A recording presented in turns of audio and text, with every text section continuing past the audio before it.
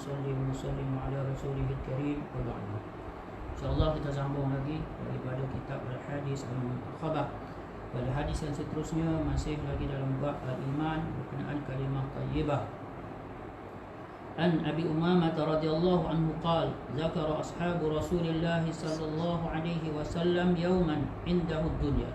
Faqala Rasulullah sallallahu alaihi wasallam ala tasma'un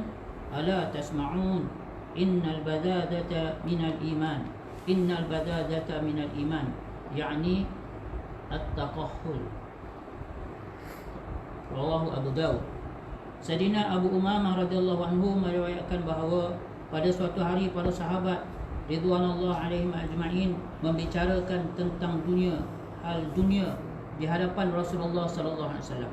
Lantas baginda sallallahu alaihi wasallam bersabda, kamu dengarlah betul-betul, sesungguhnya kesederhanaan itu sebahagian daripada iman. Sesungguhnya kesederhanaan itu adalah sebahagian daripada iman. Hadis riwayat Abu Dawud.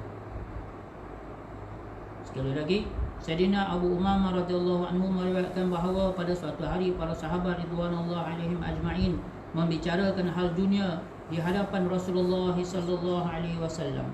Lantas baginda sallallahu alaihi wasallam bersabda, kamu dengarlah betul-betul. Ala tasma'un. Kalau kita terjemah Melayu kita tu, laras bahasa tu menunjukkan seruan lah. Tapi kalau kita nak terjemah tu, nak terjemah ikut bahasa Arab harfiah ni, ala tasma'un, tidak pernahkah kamu dengar? Bukankah tak pernahkah kamu dengar? Macam itulah. Innal badazata minal iman, sesungguhnya al-bazazah itu daripada iman. Innal badazata minal iman, sesungguhnya badazah itu daripada iman. Nabi SAW ulang 2 kali. Apa makna al-bazazah? Yakni at-taqahhul, iaitu kesederhanaan. Maksud di dalam keterangan yang diambil daripada kitab Bazhul Majhud, keterangan maksudnya ialah meninggalkan kemewahan dan berlebih-lebihan. Itu maksud at-taqahhul, iaitu meninggalkan kemewahan dan berlebih-lebihan. Dia bukan isu ada harta tak ada harta, bukan isu kaya miskin, tapi ialah meninggalkan berlebih-lebihan dan bermewah-mewah. Itu yang ditekankan oleh Rasulullah SAW, yakni bersederhana. Dan Nabi SAW kaitkan itu dengan iman. Sebab tu pengarang kita memetik perkara ini, hadis ini dia letakkan di dalam bab al-iman. Nak bagi tahu juga bahawasanya iman itu dia ada kesan dia kepada kehidupan, kepada tata cara kita menjalani hidup. Itu adalah iman ni, dia ada taksir dia ada kesan dia ada punya impact dia. Dia bukan iman ni setakat percaya macam tu saja, tidak. Tetapi iman ini dia akan bagi kesan kepada diri kita, kepada kehidupan, cara kita menjalani hidup. Hadis seterusnya, An Amri ibni Aisyah ibni Absah radhiyallahu anhu qala fa ayyul iman afdal qal al-hijratu qal fama al-hijrah qal tahjurus su' wa huwa ba'dul hadis rawahu Ahmad. Ini satu hadis. Sayyidina Amr bin Abasah radhiyallahu anhu meriwayatkan bahawa beliau telah bertanyakan Nabi SAW, iman yang manakah paling afdal? Baginda sallallahu alaihi wasallam menjawab, iman yang berserta dengan hijrah. Sebab Nabi SAW jawab al-hijratu, hijrah. Maksudnya ialah iman yang berserta dengan hijrah. Beliau bertanya lagi, apakah itu hijrah? Baginda sallallahu alaihi wasallam bersabda, hijrah itu ialah kamu meninggalkan amalan-amalan buruk. Tahjurus su'a, kamu meninggalkan amalan-amalan buruk. Ini adalah sebahagian daripada hadis yang termaktub di dalam kitab Musnad Ahmad, Imam Ahmad. Sayyidina Amr bin Abasah radhiyallahu anhu mengatakan bahawa beliau telah bertanya ke Nabi sallallahu alaihi wasallam, iman yang manakah paling afdal? Baginda sallallahu alaihi wasallam menjawab, iman yang berserta dengan hijrah. Beliau bertanya lagi, apakah itu hijrah? Baginda sallallahu alaihi wasallam bersabda, hijrah itu ialah kamu meninggalkan amalan-amalan buruk. Dalam hadis ni antara yang kita boleh dapat ambil pelajaran ialah pertama sekali kita dapat lihat satu macam mana pola pergaulan Rasulullah dengan para sahabat. Apa dia yang menjadi topik sembang mereka, perbincangan mereka sehari-harian dalam keadaan biasa, nak menunjukkan kegairahan sahabat berkenaan dengan agama.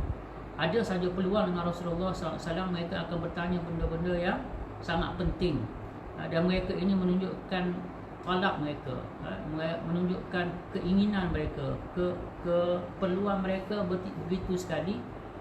Mereka ni nak tahu tentang agama.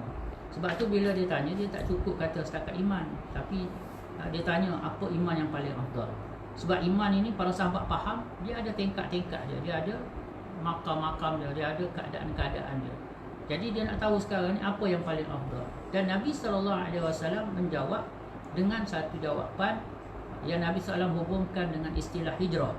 Jadi hijrah di sini, sahabat tanya lagi, apa maksud hijrah? Adakah setakat meninggalkan kampung halaman saja? Tapi Nabi SAW kata hijrah yang sebenar-benar itu ialah meninggalkan yang buruk, amalan buruk. Nak bagi tahu apa? Bahawasanya iman ini, sebagaimana hadis yang sebelum ni juga, dia ada kesan. Sejauh mana kekuatan iman kita, maka sejauh itu ialah kekuatan kita meninggalkan perkara yang buruk. Apa maksud buruk? Iaitu perkara yang Allah Ta'ala tak suka. Perkara Allah Ta'ala tak suka ni ada dua. Satu ialah makruh, yang kedua ialah haram. Satu tu kalau kita buat juga tak ada pahala. Kalau kita hindarkan, kita tak buat, dapat pahala. Haram pula ialah kita mesti tinggalkan. Kalau kita buat, kita berdosa. Dan jika tidak, maka kita tak buat, kita dapat pahala. Kan? Jadi itu menunjukkan kesan kepada iman. Iman ini dia ada kesan dia. Dia ada kesan dia. Dia ada natijah dia. Dia ada impact dia kepada kehidupan harian kita sepanjang kita hidup atas muka bumi Allah Ta'ala ni. Pagi kita, petang kita, siang kita, malam kita, subuh senja kita ini sentiasa dipengaruhi sejauh mana kekuatan iman kita dengan Allah Subhanahu wa Ta'ala. Dan iman ini dia terzahir dalam amalan. Sebab tu Nabi SAW kata dengan hijrah. Apa maksud hijrah? Iaitu meninggalkan amalan yang buruk, perkara-perkara yang buruk.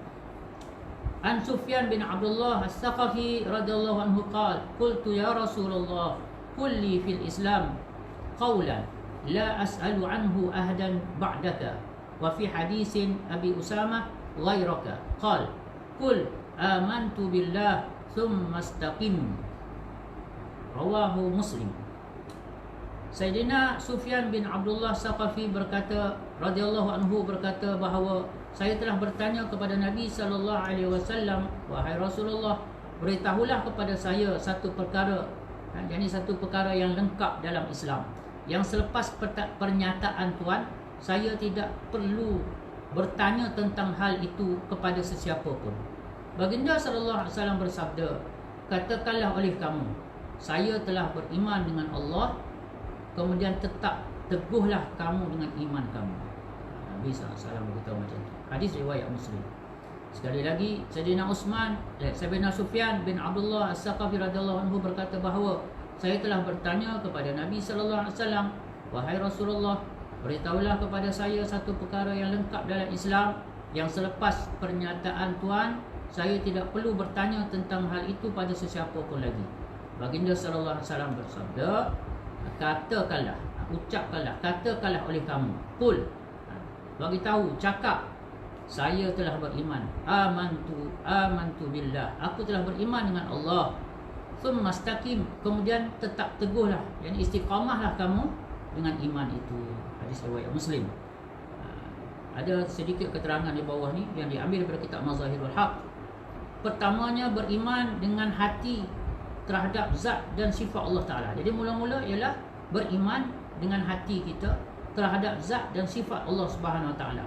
Yakin sungguh dengan Allah Subhanahu Wa Ta'ala. Yakin Allah itu zat yang maha wujud, maha esa. Tidak ada dua, tidak ada tiga, tidak ada berapa pun, hanya satu saja, satu-satunya zat yang dikatakan maha pencipta. Dia saja yang pencipta. Yang lain daripada Allah tidak menciptakan. Semuanya hanyalah bergantung pada keizinan dan kehendak iradat Allah Ta'ala. Jadi sifat Allah SWT. Segala sifat maha sempurna Allah, maha jauh Allah daripada kekurangan, maha jauh Allah daripada lemah, maha menguasai, maha berkuasa Allah Ta'ala, maha memiliki Allah Ta'ala. Jadi itu semua kita kena, pertama sekali hati kita ni beriman dengan perkara tu, meyakini perkara tu. Kemudian beramal dengan segala titah perintah Allah Subhanahu Wa Ta'ala dan Rasulnya. Satu, dalam bentuk keimanan. Yang kedua ialah iman ini juga berkait dengan amalan. Janganlah iman dan amal ini untuk sementara, bahkan hendaklah istiqamah, tetap teguh di atasnya. Demikian sebagaimana yang tercatat dalam kitab Mazahirul Haq. Jadi alhamdulillah kita dengar hadis ni riwayat Muslim. Jadi di sini kita dengar 3 hadis menunjukkan apakah itu iman dan macam mana iman ini memberi, sepatutnya dia menzahirkan kesan daripada kita. Lebih lagi bulan Ramadan ni kita kena cek lah. Kalaulah dalam bulan Ramadan ni pun, macam mana keadaan iman kita? Adakah telah bertambah kegairahan kita untuk mentaati perintah Allah, untuk buat benda-benda yang Allah Ta'ala suka? Perkara yang wajib kita jaga sungguh-sungguh, perkara yang sunat kita usaha sungguh-sungguh untuk lakukan mastata'tum, apa yang kita mampu. Begitu juga perkara yang makruh kita jauhkan, kita usaha untuk jauhkan. Perkara yang haram kita sekali-kali kita usahakan untuk kita tak akan buat, walaupun sekali-kali pun kita tak akan buat. Jadi maknanya ini kesan iman bagi kita boleh tengok dalam kehidupan kita, siang malam kita, pagi senja kita, macam mana kita sentiasa bertanya, apa yang Allah Ta'ala mahu daripada saya, apa yang Allah Ta'ala nak tengok aku buat, apa yang Allah Ta'ala tak nak aku buat. Jadi kita sentiasa hidup kita ni ada kompas dia, ada arah tuju dia, ada neraca ukuran dia, iaitu kita nak taat perintah Allah, cara tunjuk ajar yang ditunjuk oleh Nabi sallallahu alaihi wasallam. Jadi insya-Allah semoga Allah Taala beri taufik untuk kita faham apa yang kita dengar, kita dapat amalkan dalam kehidupan kita, seterusnya kita dapat sampaikan kepada orang lain pula insya-Allah. A'udzubillahi minasyaitonirrajim. Bismillahirrahmanirrahim. Alhamdulillahirabbil alamin, hamdal syakirin wa syukru lahu syukral hamidin. Allahumma salli ala sayyidina Muhammadin wa ala alihi wa sahbihi ajma'in. Rabbana ighfir lana dhunubana wa liwalidina warhamhum kama rabbawna shighara. Allahumma habbib ilayna al-iman wa zayyinhu fi qulubina wa karrih ilayna al-kufra wal fusuq wal 'isyan waj'alna minal rasyidin. Ya Allah, ya Tuhan kami, Engkau Tuhan, tiada Tuhan melainkan Engkau ya Allah, yang maha besar, yang maha pengampun ya Allah, yang maha mengetahui, yang maha memerhati ya Allah. Wahai Allah, tidak tersembunyi daripada diri kami, baik yang zahir maupun yang batin ya Allah, baik amalan kami, tindak tanduk kami maupun lintasan hati kami dan keringan mata kami ya Allah. Wahai Allah, ampunlah segala salah silap kami ya Allah, ampunlah segala kekurangan kami ya Allah, ampunlah segala kelalaian kami ya Allah. Ya Allah, ampunlah segala dosa kami yang sengaja tak sengaja ya Allah, yang kami tahu, yang kami tak tahu ya Allah, yang besar, yang kecil ya Allah, yang zahir ataupun yang batin ya Allah. Wahai Allah, kesialah kami, kesialah keluarga kami ini ya Allah, limpahkanlah kami dengan taufik untuk taat perintah-Mu ya Allah. Wahai Allah, betapa lemahnya iman kami ya Allah, banyak lagi kehidupan kami yang tidak sama dengan kehidupan Nabi sallallahu alaihi wasallam, banyak lagi kehidupan kami yang tidak sama dengan kehidupan para sahabat ridwanullah alaihim ajmain. Wahai Allah, inilah kelemahan iman kami ya Allah, maka ya Allah, bantulah kami untuk kami usaha atas iman kami ni ya Allah, bantulah kami untuk kami usaha atas iman kami ya Allah, bantulah kami untuk kami usaha atas iman kami ya Allah. Tidak ada daya upaya taufik dan hidayah mereka hanya dengan izin-Mu, dengan kurniaan-Mu, pemberian-Mu ya Allah. Wahai Allah, jangan Kau nafikan kami daripada rahmat-Mu ya Allah, jangan Kau nafikan kami daripada segala kurniaan untuk kami mentaati perintah-Mu ya Allah, daripada hidayah-Mu ya Allah. Wahai Allah, dengan berkat Ramadan yang masih bersama kami ya Allah, Kau terimalah segala doa kami ini ya Allah, harapan kami ini ya Allah, permintaan rintihan kami ini ya Allah. La hawla wa la quwwata illa billahil aliyyil azim. Rabbana atina fid dunya hasanah fil akhirati hasanah wa qina adzabannar. Sallallahu ala sayyidina Muhammadin wa ala alihi wa sahbihi wasallam. Subhana rabbika rabbil izzati amma yasifun wa salamun alal mursalin walhamdulillah.